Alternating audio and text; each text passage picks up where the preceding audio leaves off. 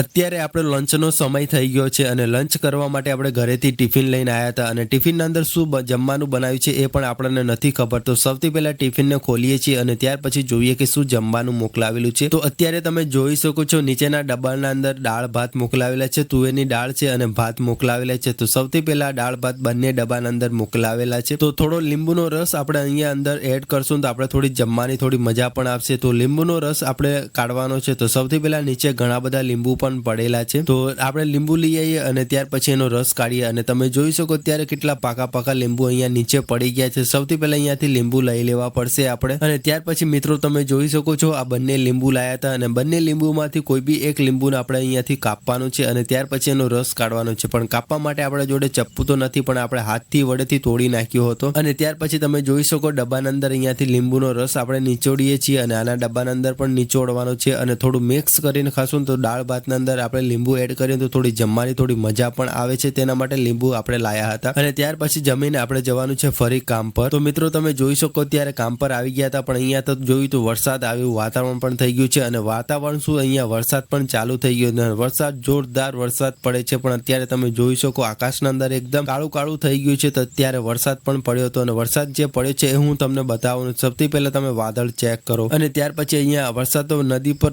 આવી જશે એવું લાગે મને, કેમ તો આજે વરસાદ જે પડ્યો છે ને અલગ ટાઈપનો વરસાદ પડ્યો હતો અને વરસાદ બંધ થઈ ગયા પછી આપણે વિડીયો બનાવ્યા છે. તમે જોઈ શકો અત્યારે અંધારું ગુપ થઈ ગયું છે અને ત્યાર પછી આપણે ઘરે જવાનું છે. તો ફાઇનલી મિત્રો આપણે ઘરે આવી ગયા હતા અને ઘરે સાંજે અત્યારે સમયની વાત કરીએ તો 8 વાગી ગયા છે. તો 8 વાગી ગયા તો તેના માટે આપણે જમવાનું હતું અને જમવાના અંદર તમે જોઈ શકો છો અત્યારે મકાઈનો રોટલો છે અને ત્યાર પછી અહીંયા તમે જોઈ શકો છો શેનું શાક બનાવ્યું છે, ગવારસિંગનું શાક બનાવેલું છે. તમે જોઈ શકો અત્યારે ગવારસિંગ પણ અહીંયા બનાવેલી હોય છે